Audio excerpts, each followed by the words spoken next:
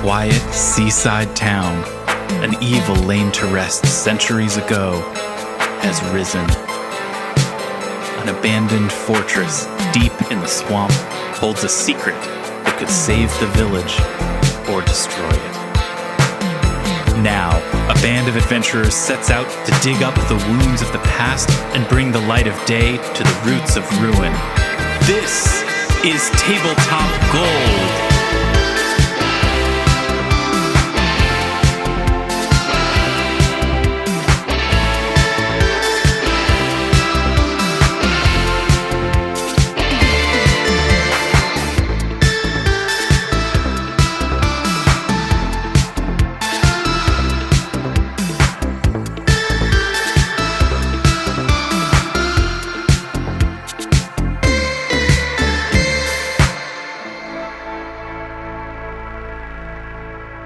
Hello, friends, and welcome to Tabletop Gold, episode 57. I said it was the Hines once before. I was wrong. This time, baby, it's the Hines. Teresa Hines Carey would be First Lady of the United States of America if we were in a different dimension. My name is Lars Casteen, and I am joined today by four very confused-looking people who are not happy with what I have done so far today.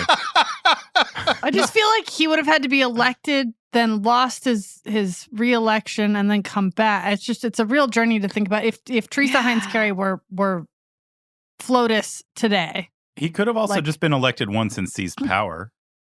Oh, that's true. Yeah. Which was I thought was the ultimate plan of the Carey campaign. It I thought always was pretty seemed clear. that way. Yeah. Yeah. Strong anti-democratic tendencies within the John Kerry platform. And Teresa Hines Carey, honestly. Yes. Real Lady Macbeth vibes. Actually, what I've always thought about her. Yes. And she loved ketchup. The people that you've heard from are the following people. Let's say hello to them. Robin Lange is here. Hello. Hello. Armet Humphreys is here. Hello. So far, relatively, he's playing his cards close to the vest with regards to his opinions on Teresa Hines Carey. And he's going to continue to do so. David the Tin Man Chernicoff is here. Wouldn't you like to know? Yeah, actually, yes. Yeah. I would. Scale 1 to 10, Matt. Teresa Hines Carey, where are we at? How are we feeling? Where are we at? Give me a temperature check. I'm going to give you a solid 7. Ah. Yeah, I can get behind that. And Zoe Chernicoff. Hello. How are you? I'm good. How are you? I'm good. I'm fine. One thing that's happening in my life, and I'm sure it's happening in the lives of many other people who are on the northern hemisphere of this big blue marble that we're living on. And that thing is summer. We're recording this in the past, as we usually do. Good that time. As we usually did.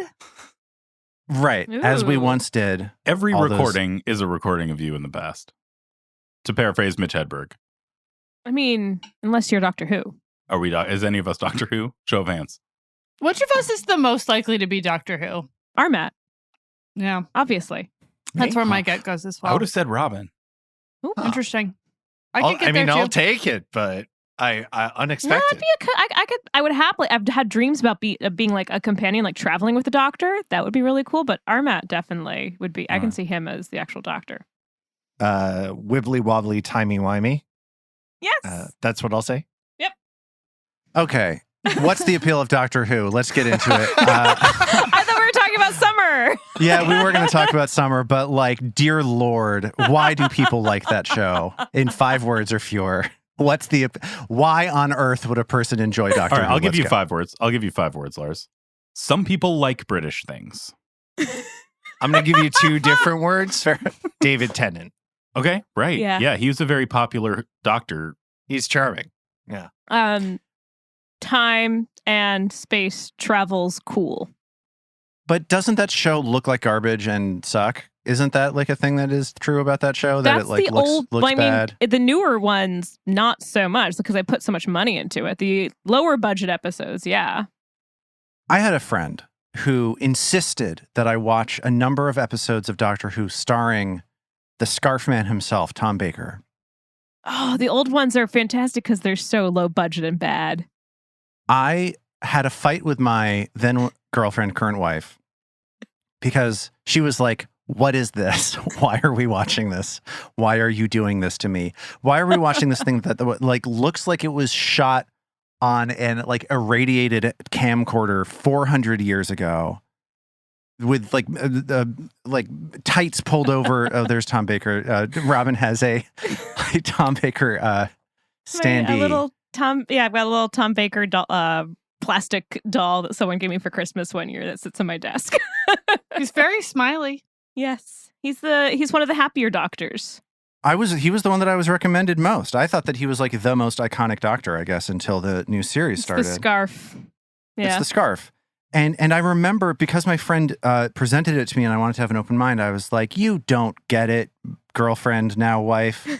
And then a week later, I looked at myself in the mirror and I was like, Lars, you hated that too. Why did you do this to the person on this earth that you love the most? All right, so this gets into like an interesting zone of like when you're introduced to something in such a way that you feel like you're almost supposed to like it. Yeah. And then if you don't actually like it, you end up kind of divided with yourself.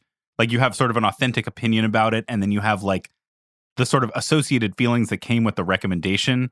You end up at odds with yourself. You like feel some tug in both directions. It sounds like you almost felt like, Lars, the way that this came to you, it was something you were supposed to at least participate in, if not enjoy. And then your actual view on it was not that way. And in fact, it was torturing your loved ones. Right. People got hurt. I felt obligated to like it. Has anybody else ever approached a thing with a feeling of deep obligation that they are meant to give it like more, something that has encouraged you to give something more time than you would typically have given it, and then at the end of the day you decide that there's that obligation is not going to go met? Many YA novel series. I was gonna say I feel this way much more about books than about visual content, which I feel no problem at all just turning off. Right, mostly but because a we book only is ever harder. watch like 8 minutes of visual content at a time anyways. So like if you just don't return to it, it's not that hard. That's right. Yeah. Oh no, we didn't finish that episode of like whatever Fixer Upper. Like you don't feel any Yeah. kind of way. Oh, womp womp. Oh no, the Property Brothers story is left unresolved. Yeah, how's it gonna end? Will they like the flooring? But I Guess no, what? but I They were think made to refilm it 10 times till they smiled. Yeah, exactly. Setting aside a book feels like a bigger deal. Like you're giving up in some way. You're like resigning more than if you just like don't finish it. Well, especially if That's it's like a, good book, capital G, capital B, right? Like some sort of literary book that like people or whatever book reviewers or things have had good things to say. Then you sort of feel like, well, is this me? Like, am I not good enough for the book, or is the book not good enough for me? Yeah, there's a couple series. Like I have a friend who's a YA novelist, and she's got a couple series that she loves. And there's a couple where I've gone through to the end, and I get to the end, I'm just like, why did I read all of those? Those were that story. Like the story, it just kind of felt like every other story. Is like, what about it do people love about these? And there's a couple that I come across that I absolutely am passionate about. Like I love the Hunger Games series. I've gone back and reread Hunger Games a couple times and cried every single time I've read it. There's a couple lines in there that really punch you right in the gut. I did read all of I did spite read all of the Twilight. Mainly so that I could, whenever someone tried to challenge me on Twilight being good, I could say, no, I read all of it. It's crap. That's a great attitude to approach something with. Imagine if the third book took a real turn for the excellent. Like the first two are garbage, but then I did the same thing. So I'm in no way. And I read the fourth one in a day, and the fourth one's like 500 pages long. It was that predictable.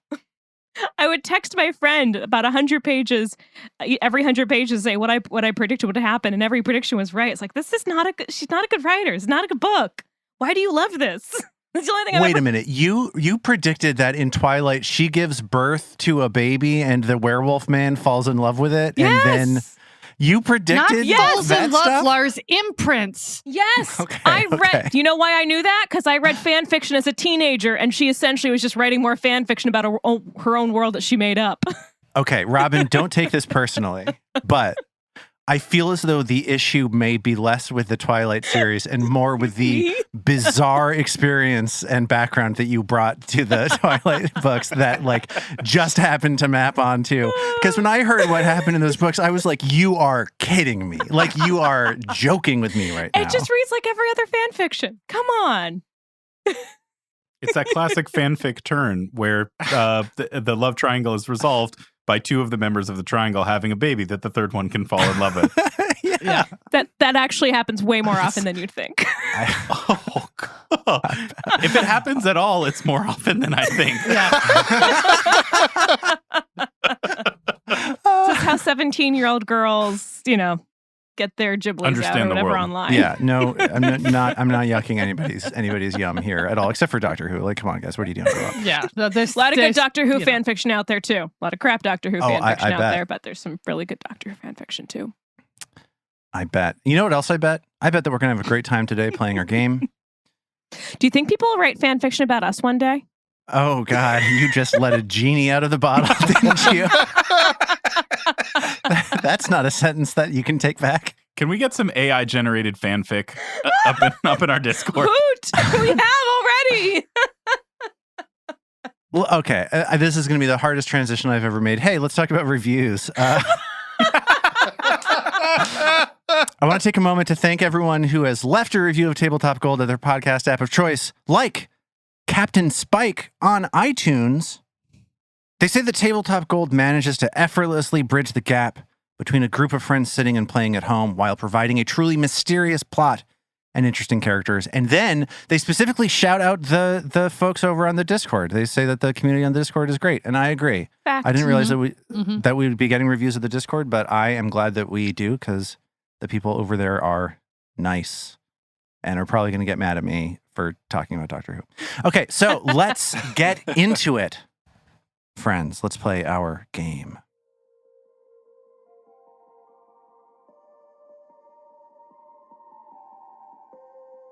The third floor of the dungeons below Gauntlight has become quiet. You've nearly exhausted the entire area in your methodical search for clues about the necromantic weapon that brought Otari's dead back to their feet. Your current subject of exploration is a large room dedicated to a large scale model of a sprawling, partially ruined city. This room seems to have a guardian, though, as a life-size representation of Belcora Haravex, carved from ancient wood, has just come to life and started trudging in your direction.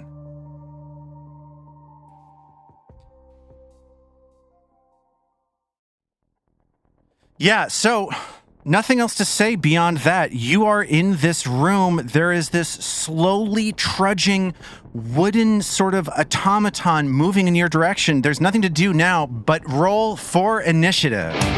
Yeah. Roll for initiative. All right. Robin, what did you roll for Trill? Trill rolled a respectable 24. Respectable, but is it as good as what David rolled for Mag? Mag was ready for this fight. 20 on the die for a 28. Whoa. Wow. Yeah. Things might be going a little bit differently than I expected they might go. That's very good. Zoe, what did you roll for Norman? 19 for Norman, so Okay. not terrible, not great. Teresa Hines Carey. It's the Teresa Hines Carey of initiative rolls. Right. Teresa Hines Carey is really like a 19 level 4 initiative, Yeah. basically. Well, Vadim apparently was also quite ready for this fight because he got a 20 on the die as well. So Hey. for a Wow. 28. Wow. Mag and Vadim out in front. I'm going to tell you right now, this Augriel rolled terribly. He's gazing off in the corner and doesn't know what's going on. He rolled an 11 on the die, but the four of you are all faster than this wooden humanoid thing that's marching towards you. So you've got a pretty good time in the first round to maybe gain an early advantage. Let's see what happens. We're here at the beginning of round 1. This is a medium-sized library chamber. There are bookshelves lining the walls and this large circular plinth. Is that the word I want to use? Podium? Not sure. With this model of this city. You're all on the western side of the room, ready to leap into action against this wooden guardian on the east side of the room. Mag or Vadim, whoever wants to go first, is up first. Well, Mag is going to delay for Trill. Matt, you're welcome to jump in between or to do the same. Yeah, I think Vadim will delay too. Why not do The so? world is our oyster. Let's get that oyster song that But, we all like to rock yeah. out to. But Trill likes to do her oyster shows. Oyster. What was it? LuLaRoe? Was that it?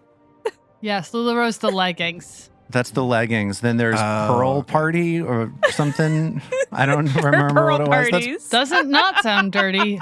yeah, that's probably not a thing I should be saying into a microphone.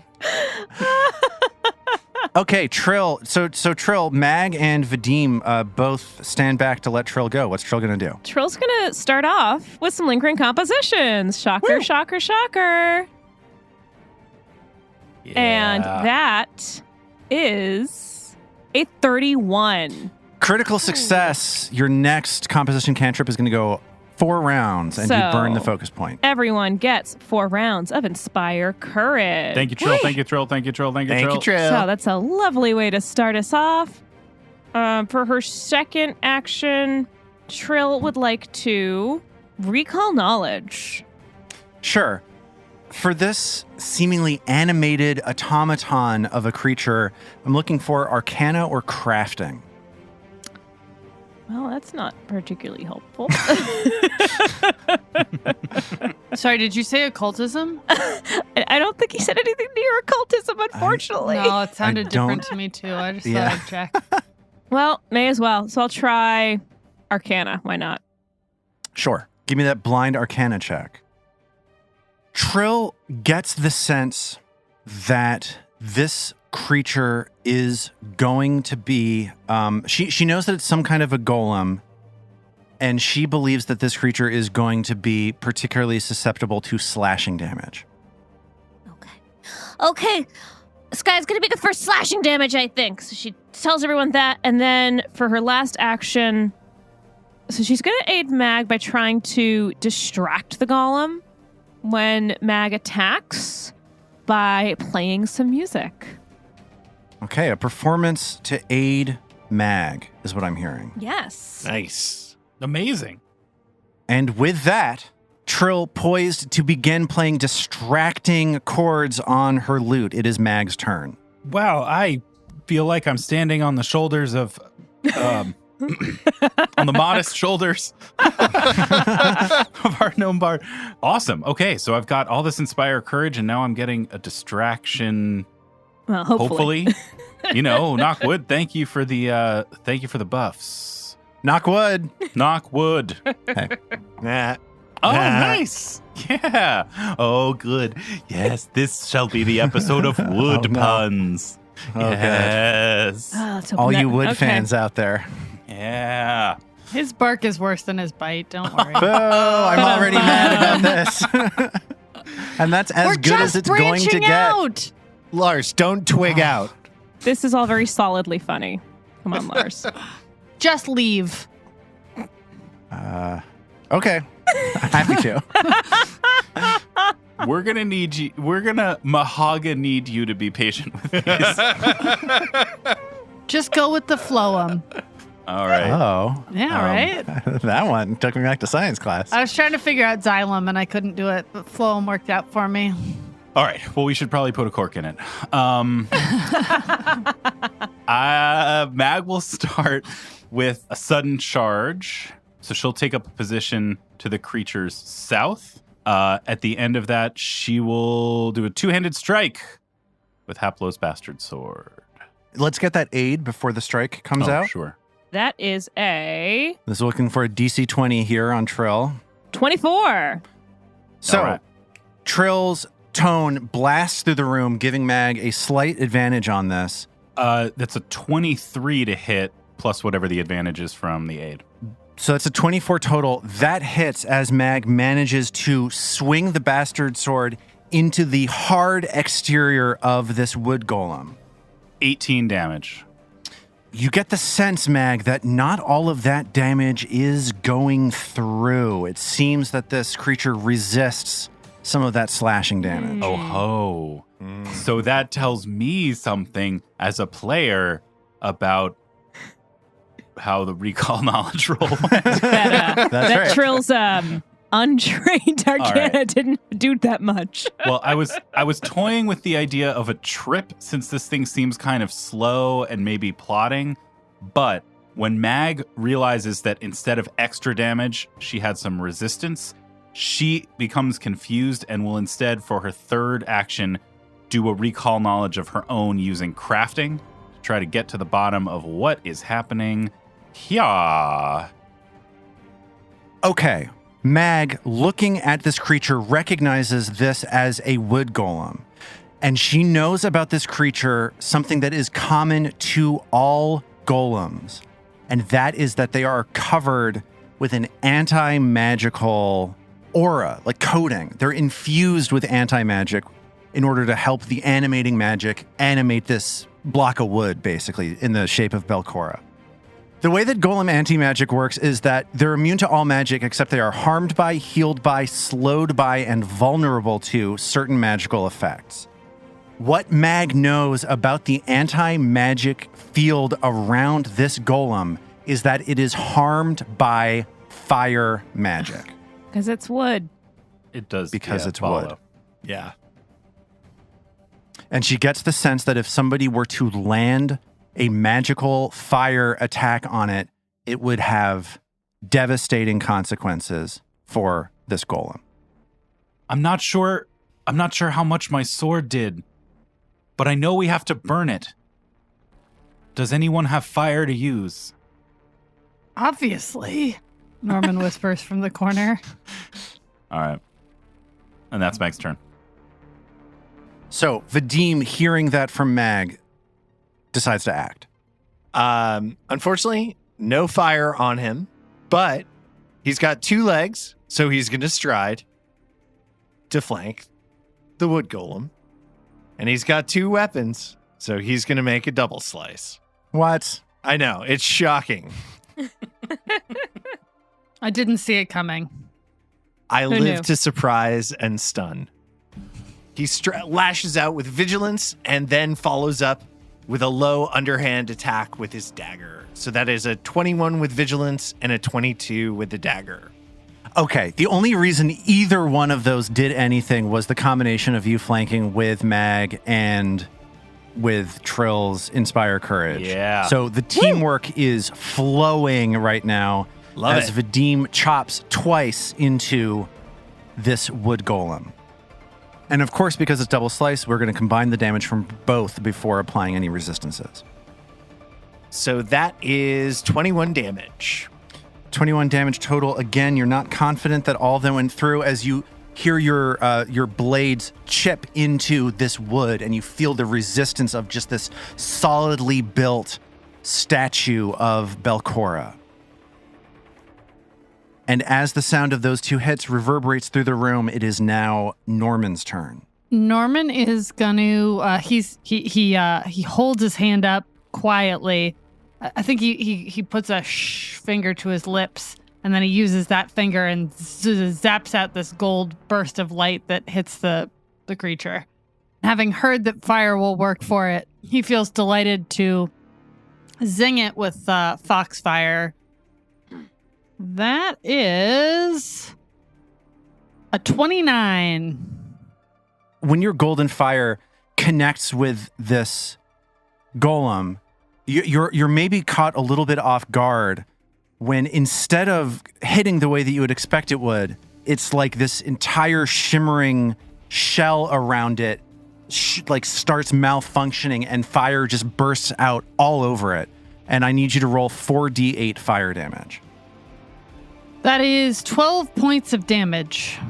startlingly little for 4d8 when you think about it. I agree. And Norman has 2 more actions. Ooh. He's going to fire off one more Foxfire for a 12. And that's going to miss. And with that, he pulls out a wand. The wand slips into Norman's hand as this golem starts its turn. It's going to randomly decide which of the 2 people next to it it's going to attack. Even on this dice roll is going to be Mag. Odd is going to be Vadim. So the golem turns towards Mag, and Mag sees this wooden fist with the sound of a tree creaking in the wind fly towards her, trying to sock her right in the jaw. That's a 23 to hit. 23 does hit. An extremely good damage roll. That is 22 points of damage. Glimpse, please. Okay, so that means that Mag is going to take a total of 16 points of damage as you see strength drain out of this golem. And they are going to attack randomly one more time, swinging around towards Vadim and bringing its fist down on top of his head. It's a 19 on the die for a 30 to hit. Oy. Yeah, that'll hit. Does it So crit? Vadim, it is not quite a crit. It's only not a crit because of the fact that Vadim enfeebled it. Wow. Atta boy. Yes, that is 17 points of bludgeoning damage to Vadim as the golem starts to move across the room towards Norman. And as the golem moves across the room, it is Augriel's turn. And Augriel meekly says, Bonsai? Is that anything? and runs towards the golem, scrambling on top of this scale model of this large city, and attempts to reach out with his jaws to bite into the golem's wooden shoulder. That's a 27 to hit, which is going to hit. Nice. And Augriel is going to roll a 10 on the damage. Not all of that is going to get through, of course, as he wheels back and grabs his teeth and screams in pain for a moment. And then he'll respond by reactively slashing his claw out at the golem. That's an 11. That's going to miss. So here we are at the top of round 2. Everyone in this fight is sort of spread around this library chamber. The golem is wedged between Norman, Mag, and Augriel, again poised on top of this model. Trill and Vadim are on the northern part of the room. And what is Trill going to do now? Well, Trill is stumped. Ho, ho, ho, ho. Thank you. Thank you. But I think what Trill's going to do is, since Trill doesn't have any fire magic, Trill's just going to get some actual fire. Yeah. So Trill's going to go into her backpack for her first action and pull out her torch and her torch and flint and steel. And then for the second action, light the torch. So typically that takes a few minutes, but I think that Trill could that be in my whole these dire turn? circumstances, make a check to try to get it done at the beginning of her next turn. Okay. So let's figure out what check that should be. What check do you think no. Trill should do to light this flint? I mean, occultism, obviously. What right? about thievery, since it occultism. takes a certain sleight of hand? Absolutely. I completely buy that you could light a torch quickly with thievery. Absolutely. Okay. Let's call this a DC 18. Okay. No! I was like, all I needed was a 9 or a 10, and I didn't get that 9 or 10. I ended up rolling a 4 for a 13. Okay. So that means that Trill, at the beginning of her next turn, will realize that this Did torch not is work. not lighting. Okay. With that, it is Mag's turn. Mag, still inspired by Trill's magical confidence boosting, what will Mag do as she stands a short 10 feet away from this golem? Well, Mag really enjoyed how flanking went last time. And she can do a little bit of extra movement by doing a sudden charge instead of a regular move action. So she's going to sudden charge around to the back side of this golem, which is all the way off to the west. At the end of it, she will do another two-handed strike with the sword, even though it has some resistance to the damage she does. That is now a 23 to hit. Oh boy. Another instance of Mag only hitting because of Trill's Inspire Courage. Excellent. So while Nice. Trill may be flailing on the direct damage situation, her aid is certainly paying off in this fight. Oh yeah, almost What I'm all the here damage for. we've done so far has been due to that. All right, Love my so music. let me give you some damage for that. No whammy, no whammy. Stop. That is 15 damage. Okay, so Mag sees splinters again fly into the air as she digs her sword into the wood golem, and one of those splinters seems to be particularly large because it lances straight into Mag's shoulder. Oh, That's a 25 to hit. yeah, that'll do it. Oh, no. So Mag's shoulder is pierced for 12 points of damage Wow. by this splinter that burst reactively out of this golem. My Dang. goodness. Yeah, not glimpsable since Vadim's turn hasn't come around yet. Man, that might have damaged me as much as I damaged it. Ooh. Thanks, Mag. All right. Accurately. Yeah. Thanks, Mag thought accurately. And she screams out at it, "Leave me alone." I'm so mad. This precious podcast is Yeah, dying on the branch. that's right. That's right. Well, it just needs a little sunlight and water. All right. With her third action, I'm going to try and trip it. So here comes this athletics check. And that is, that is an 18 to trip. Not going to be able to do it. That's not going to do it, sadly. As Mag struggles to pry this wooden automaton to the floor, it is now Vadim's turn. Well, first he's going to point vigilance at it and say, "It's time to make a corpse out of you." Oh. And he strides and goes right into a double slice, of course. 26 and 15. So only vigilance hits. The dagger, you're thrown slightly off balance. The dagger goes above this wooden representation of Belcora Harovex's head, but vigilance thunk slams into the side of the golem. All right. 12 damage. So again, you sort of continue chipping away at the golem. At this point, it's pretty badly injured. You guys have made quick work of it so far. And it is now Norman's turn. So Norman's got his wand in one hand and his fire finger on the other hand.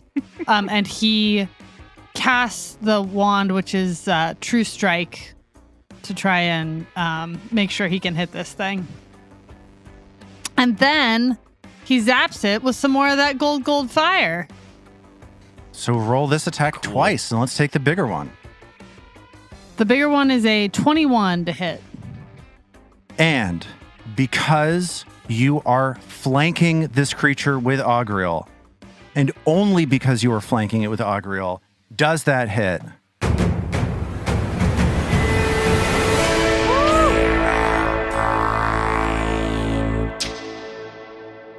Yeah, so Norman, catching this golem flat-footed, blows another 4d8 fire damage into the golem. Honestly, just truly stupendously poor 4d8 rolls. That's 11 damage. What on earth? Wow. That's awful. Hero point it. Hero point the damage roll, or can you not do that? You can't do that. Why not? Norman has one more action. That's Because true. True Strike is one action and Foxfire is one action. All right, I got a crazy idea. You may not like it. Okay. Can Norman Foxfire over to Trill, who's holding out the torch, and try and light the torch with his Foxfire? Ooh. I like the Okay, way so you think. I think That is I roguey, think that's a pretty roguey bullshit. fun I like the cut of your idea. jib. I like the cut of your jib. the I like the branch of your tree. I like the weep of your willow. Oh, the weep of your willow. I like the The loan of your cypress. Like, and I don't know. I don't even know what check that, or is it just the a second sick of your Foxfire moor. attack? The wow of your yeah, bow. so let's do that as a second Foxfire Okay. attack. Norman's like, Trill, hold it out there. Don't move it too much. With like kind of a high DC or something. Yeah. But Norman, new to this Foxfire game, rolls a 7. So Yeah, I think it's a fun idea. It may work in a short moment, but it is not working right now. Ah, that would have been so cool. I agree. Maybe there's like a little flicker that like goes by and Trill thinks that it's going to finally work and no, not yet. And she's still trying. instead, some of the books are just burning, but no one notices. Her hair's a little singed. So it's the wood golem's turn, and the wood golem you see is moving in a labored motion because Pharasma's blessing has hindered it somewhat. Lars, Yes. would you describe its motion as lumbering? Yes. Yes, I would. Nice. How would you describe the timbre of its voice? So here's the situation. This golem is surrounded by 4 of you, and it is going to attack the 4 of you randomly. Mag, again, gets another wooden fist coming her way. That is a 17 to hit Mag, a 2 on the die. 17 will not hit as Mag, still reeling from the last strike, pulls her head back just in time to avoid this blow. And as Mag's head swings back to avoid this punch, the golem swings around, pivoting in a sort of robotic manner, bringing its fist around towards Augriel. That's a 23 to hit. That's going to hit. Augriel is going to take 2d8 plus 8 bludgeoning damage. Boo. That is 17 damage to Augriel as Augriel gasps in surprise. And the golem is going to move out of the way, stopping right in front of Trill. I'm still not raging, so I can't follow it. That should have been my 6th action. With that, it's Augriel's turn. Augriel knows that he's not going to be the damage in this fight, so he runs off behind the golem, pressing his back up against a bookshelf, opens his mouth, and tries to bite this golem one more again, as they say. Oh. You gotta draw. Nice. Oh, Nice. Grill. What a champ. You know, you roll enough d20s, eventually some of them come up 20. Augriel bites into this wooden automaton. Forearm piercing. The target drops one weapon it's holding. That's not a thing that is real. So Augriel is going to do double damage from that critical strike. That is a total of 30 points of damage I just rolled. Hey! Wow. Wow. That's a lot. I'm so mad. Why you hitting yourself, Lars? Why you hitting yourself? And with that, I have defeated my own wooden golem puzzle. Oh.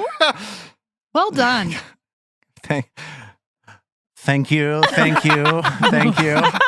And Trill's still trying to light this torch. The torch. And as she's trying to light the torch, Augriel takes a bite out of the golem. It just kind of falls to her feet.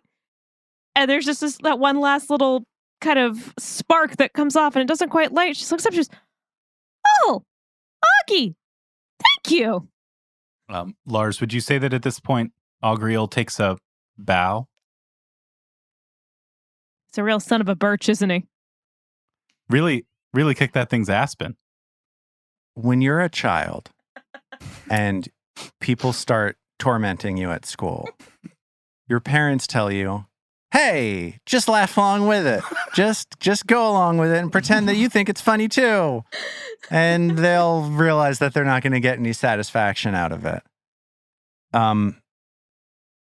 That's what I've been trying to do tonight.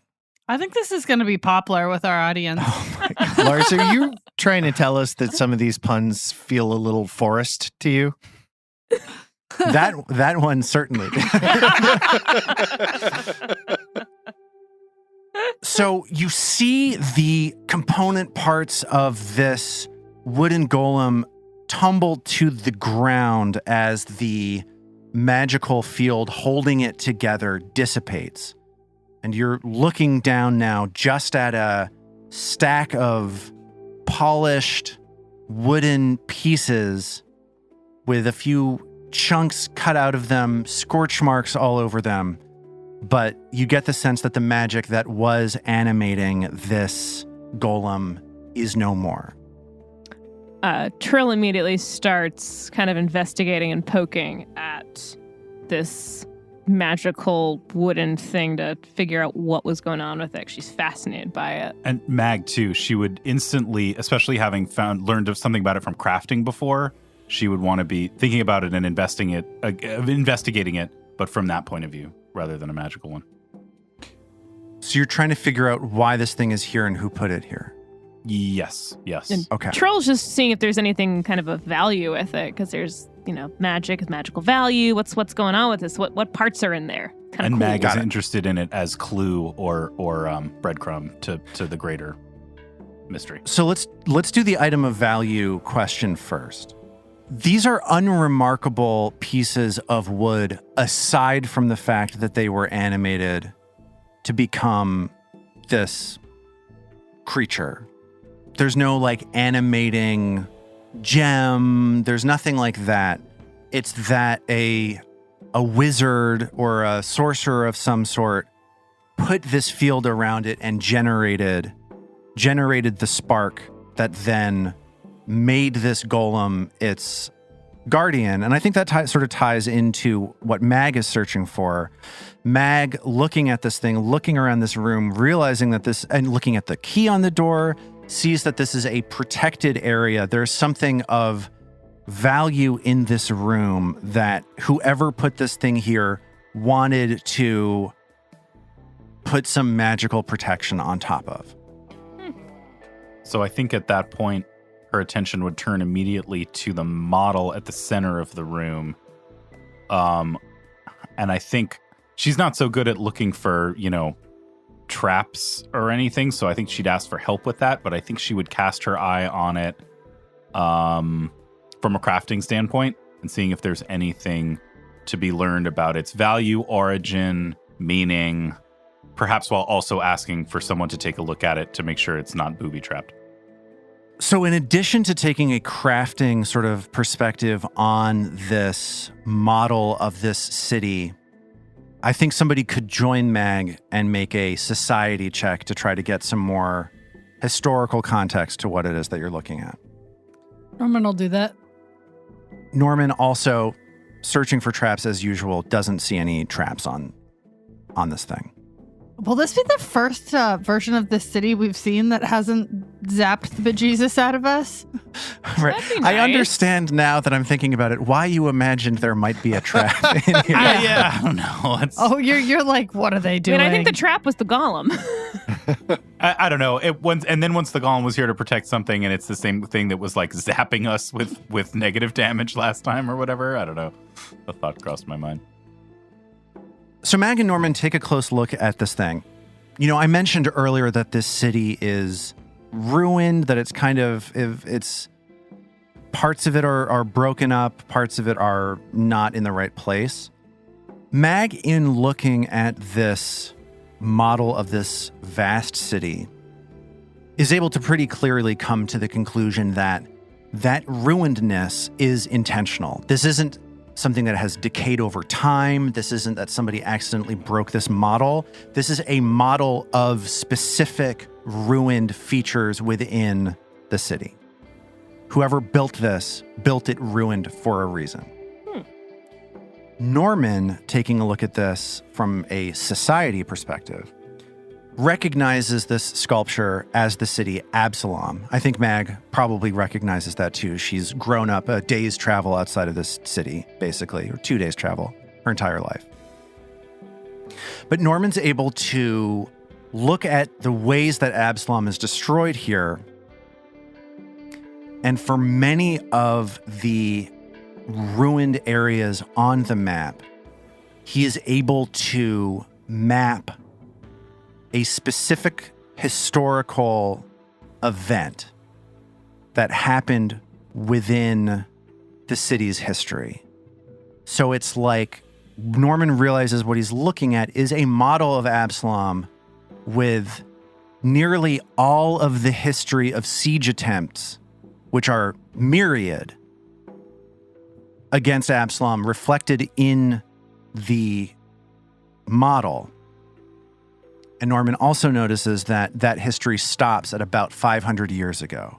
He doesn't see any of the signs of recent attacks against the city. So the two of you working together, I think, are able to come to the conclusion that this is a meticulously crafted sculpture that is meant to examine and investigate all of the different attempts to destroy Absalom that have happened over the city's multi-thousand-year history. Wow. I'm trying to. It's like super fucked up, right? I'm imagining going to like the Museum of Natural History in New York, and you've got like one diorama that shows like every world war or what, like it's a super messed up thing to do, right? Like every world war, every local war, like all the times that there's been an invasion of whatever, like the Chicago fire that burned the city to the ground, that kind of thing. Yeah.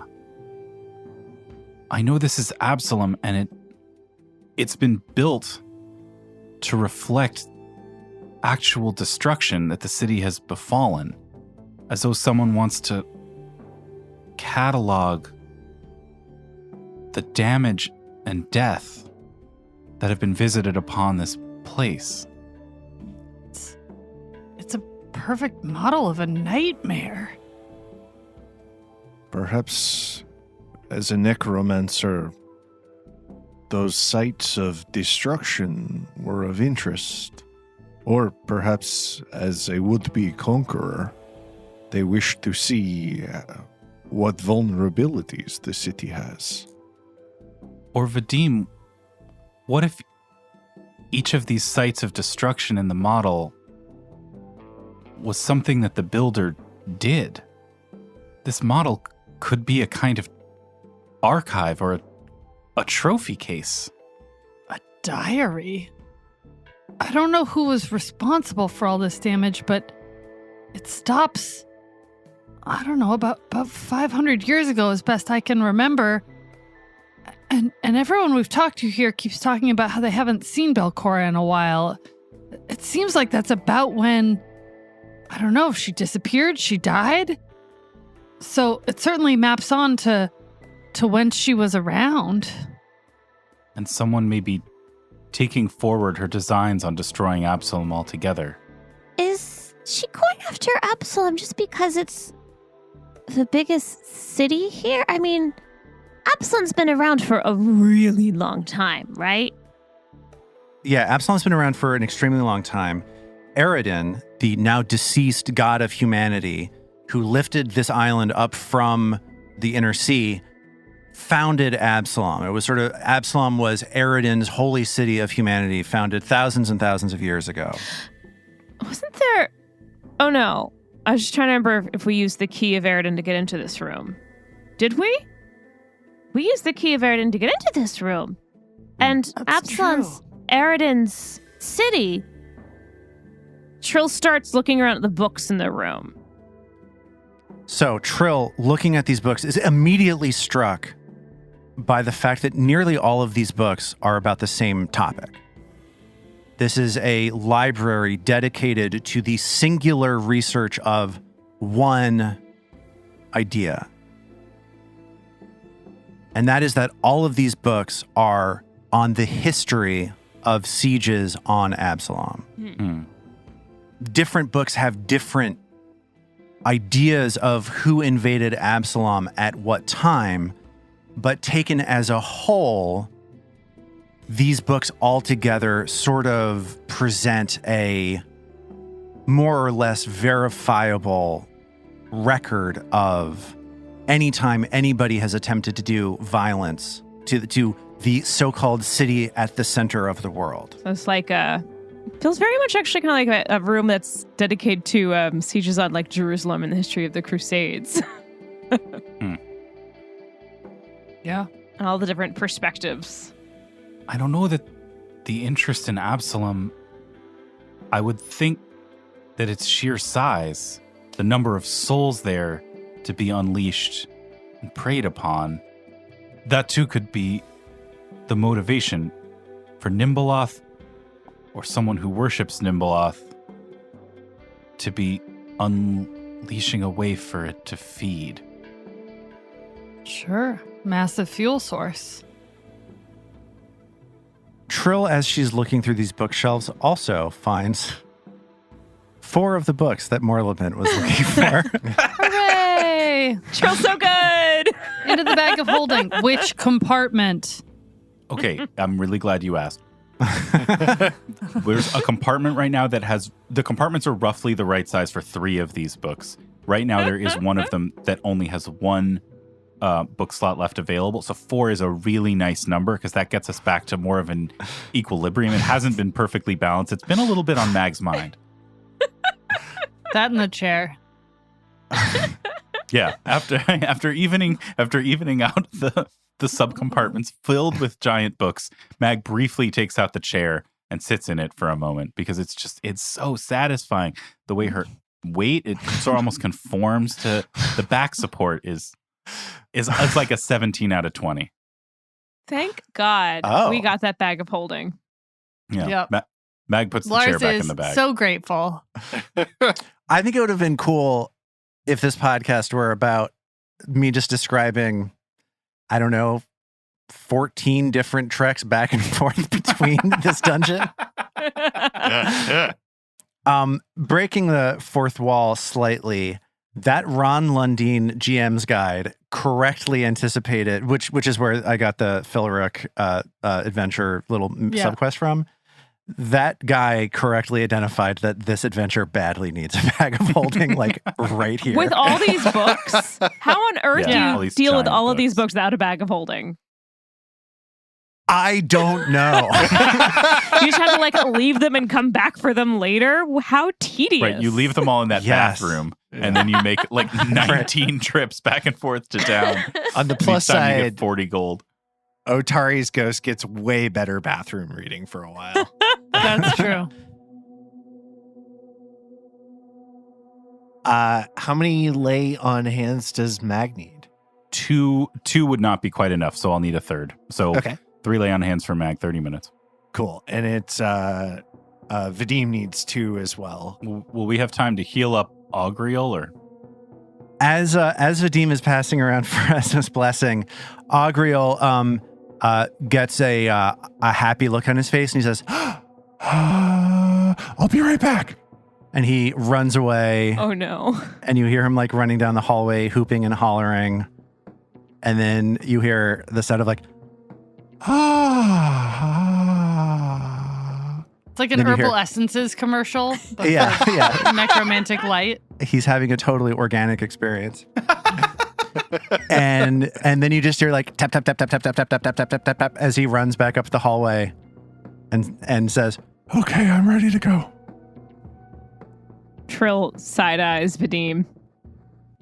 Yeah, Vadim frowns expressively at Trill.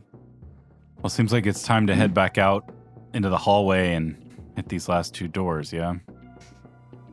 Yeah, and to refresh your memory, this hallway that makes up the north wing of the library here has two doors that you can see at the edges of the light cast by Mag's Wayfinder.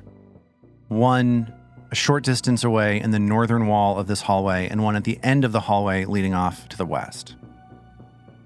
All right, so Mag will approach the near door, and she will take up a position in front of it, scout for enemies, and check for the rest of the party. So Mag starts scouting for enemies. You don't sense much life here, but if you look down to the edges of the door, you do see that there is a little more loose dirt on the floor underneath the bottom of this door than you have typically seen in this library. Looks like it could lead back to the outside. Or to some sort of animal cage? I don't know. I've come across some weird stuff in there. Do you smell anything, Norman?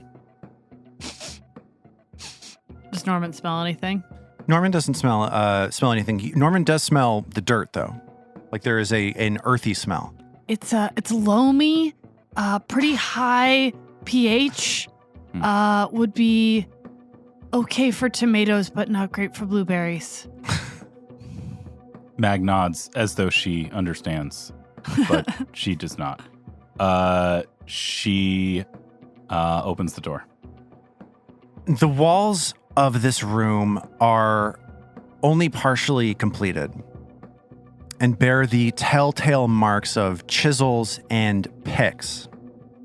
Some of the floor in front of you is unfinished. There are stones against the back wall of this room, which you couldn't really call a room. This is something that one day would be a library room, but right now is still kind of being like dug out. It's still being excavated. And you see some what look like discarded stoneworking or mining tools lying against the unfinished walls to the north. All right, Mag wants to take a look around and see whether she can understand what sort of purpose this room was meant to be for, how far along in its construction, how long ago this excavation was done, based on the work that is apparent. Yeah, go ahead and give me that blind crafting check. All right, here it comes. Mag gets the sense from the way this work is done that it's done by the same people that built the rest of the library. That this chamber would have been contemporary to the finished rooms in the library. It's just that it never got finished. This all dates back to the same period of time, roughly 500 years ago. Trill just wants to seek around the room, see if there's anything of interest in here that she can find. Yeah, these mining tools are the thing that jump out to Trill. Does Trill detect magic, see if there's anything special about these tools? Trill does detect magic. Ah. It seems as though there's something magic here among these tools. One thing that jumps out at you is a set of heavy work gloves that seem to catch the light in a particularly alluring way. Trill goes and picks up the gloves and tries to see if she can figure out what they are. Trill can spend 10 minutes attempting to identify this using any of these skill checks that I just put in chat. And Trill, using her knowledge of occultism, recognizes that these gloves were meant to instill the wearer with extra enhanced physical abilities. And she identifies this as a +1 striking hand wraps of mighty blows. Oh. Oh? Yes, please. I feel like this would be more useful to one of you guys. Mag reaches down and takes them from Trill. I was gonna say I'll fight you for him, Meg. Should we roll a die to see which of the two of you gets these hand wraps, or do you want to resolve it like adults? It's up to you. Either way you want to go. I think they'd both. I think I mean, I feel like David and I could resolve this, but I think the reality is they'd both want it. I don't know. I feel like someone would have to come mediate. So I think the dice roll works. Okay, roll dice. Tell us what you got. An 8 for Norman. Are you gonna hero point this? Oh my god, that feels so petty, but also sort of like something he'd do. All right, David, you got to beat an 8. I rolled a 20. That's awesome. How do they feel? Amazing. Fuck. Norman says to himself like quietly and in a small ball. Oh. And Mag picks up an old mining pick from the ground with one of her hands, and she's turning it over a little bit, and then she lightly tosses it up in the air, and with her other hand, she punches it to smithereens. Yes, these feel amazing. And then out of a sheer sense of inadequacy, Norman just burns the remaining splinters on the ground. Yeah, we got it. And he puts a hand up to high five. And Mag very gingerly high fives. Very gingerly. Final door? Let's do it. Yeah, you approach this door on the western end of this hallway. And as Mag approaches the door, she feels like you put your hand to the door and it feels warm to the touch. Feel this, Mag says to Vadim behind her and stands aside so Vadim can put a hand up. That's curious. It is warm. Well, we should be ready for anything on the other side of this. Mag nods, changes to a one-handed grip on Haplo's sword and draws her shield. Norman will look for traps and search. Vadim will search for traps as well. Mag gets the door open and is immediately a blast of hot air hits her in the face. And you realize that you're looking into a furnace room. But you're not able to get any sense of where this heat could possibly be coming from. There's a wooden barrel that has a few iron scoops in it. And then you see the furnace itself, which is like a metal bin with a hatch, like a lid that can open up. And neither one of those seems to be burning. There's not any fire anywhere in here, but it's still very hot in here. Vadim gets the sense that there's the tiniest little movement on the lid of this hatch, as though something might be inside of it. Hang on, Meg. I think there's something in the hatch, hiding there perhaps. We should be wary and on our guard. Is there any way that Mag could sort of reach forward with her sword and use the tip of her sword to open up the like to hook it into the handle of the hatch and open it up such that she would then be, able to sort of raise her shield up, from Norman anything could that also hops mage out? hand it. Oh, okay. We could try that first. Mag would be happy to stand in front of it, shield up, sword out, while Norman gives it a mage hand. We see if that's going to work. Bet it's nothing, guys. Come on, let's see. And he gives a mage hand tug at the right hand side of this thing. Trill's head is like peeking around the side of Norman's hip. And Trill sees Norman's ghostly hand reach forward, pull the hatch open, and the hatch rests, tink, open against the furnace. Norman's mage hand goes down the side, sort of exploring. See? Nothing there. Can I get some more light over here? Asks Mag. Look, maybe I'll try edging in. So he steps into the room with vigilance raised above him, sort of casting light, trying to see what he can see. You see something at the bottom of the furnace, some sort of small object. There's something in here. Hang on, I'm going to reach in and take a look. Be careful. I can also use my mage hand. Literally what it's here for. Okay. All right, if you prefer. Here, That's... I'll lift it up and you tell me what it is. So Norman scoops in and if he can, tries to pick it up. Yeah, I think Norman's able to do it. I think Norman's able to mage hand this thing out of there. So it's lifted up in the air, in front, right at, I guess, of like 2 or 3 feet from Vadim's face. What is it? It feels maybe a little warm? I can't tell. Norman is able to get a look at it eventually as you hold this thing up, and it looks like a ring. It's a ring you could wear on your finger. Oh, it's shiny. Here, I'll take a look at that. And he, like, the mage hand drifts past Vadim and towards Norman.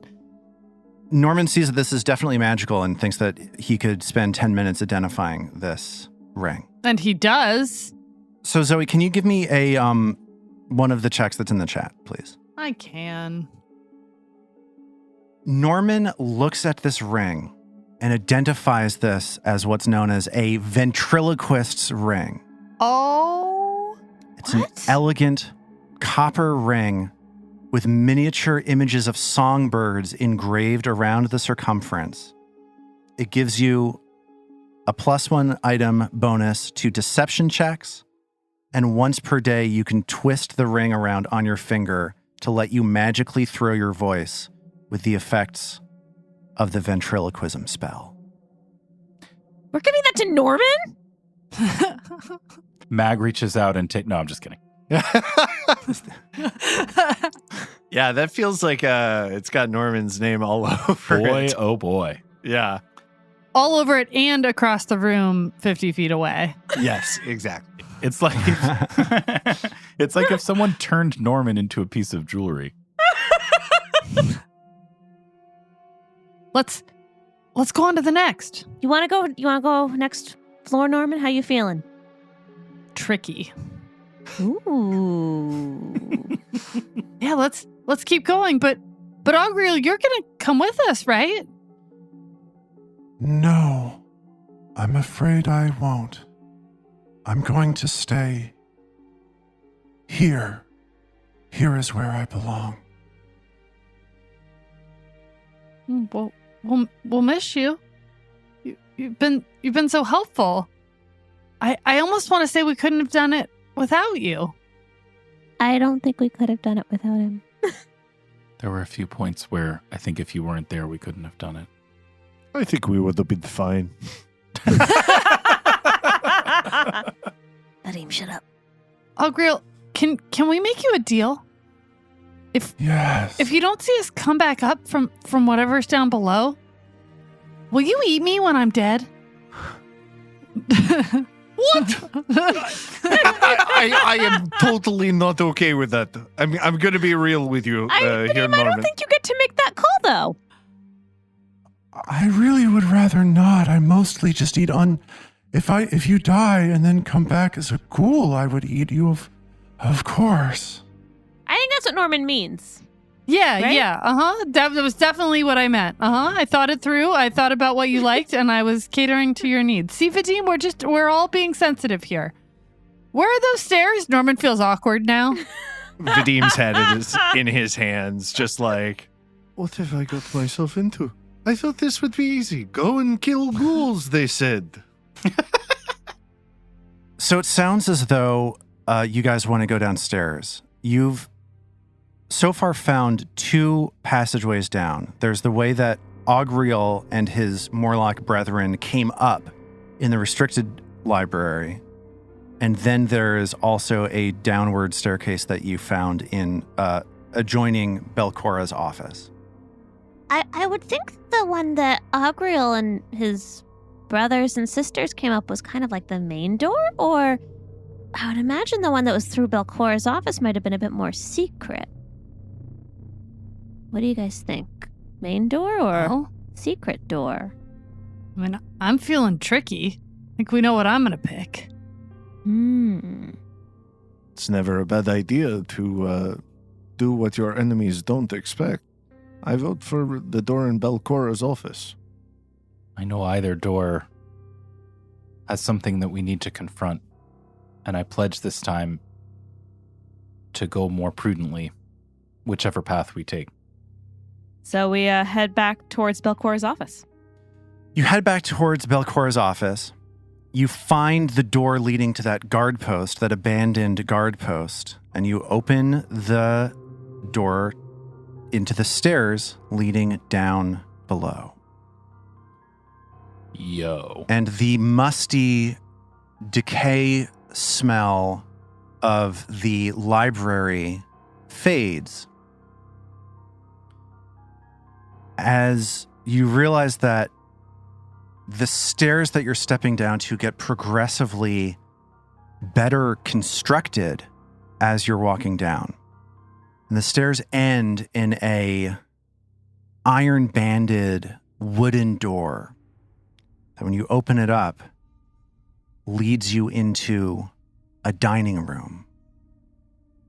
15-foot ceilings, really an opulent, beautiful dining room. There's a pair of brightly glowing chandeliers illuminating this room. There's a long banquet table surrounded by luxurious high-backed chairs. The table is set as if for a grand meal, but some of the place settings are scattered and toppled, as are a few of the chairs.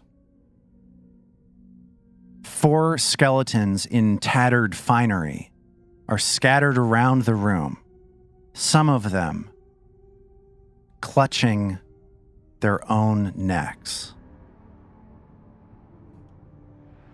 And after you have the moment to register this scene of this dinner that seems to have ended in catastrophe, you see an eerie blue light within the 4 skeletons drag them up to their feet as a glowing, humming energy fills the air, and these animated skeletons start stumbling towards you like marionettes on invisible strings. And we'll pick up from there next time. I don't know how to make a wood and skeleton pun to end this. Yeah. Okay, I got this. We have to beat them to a pulp.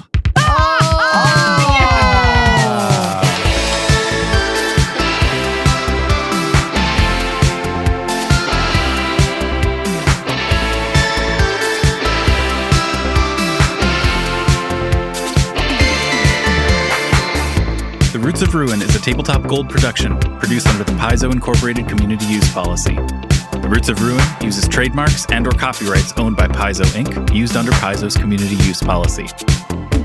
We are expressly prohibited from charging you to use or access this content. Paizo does not recognize, endorse, or sponsor this project in any way. Original characters and content are the property of Tabletop Gold.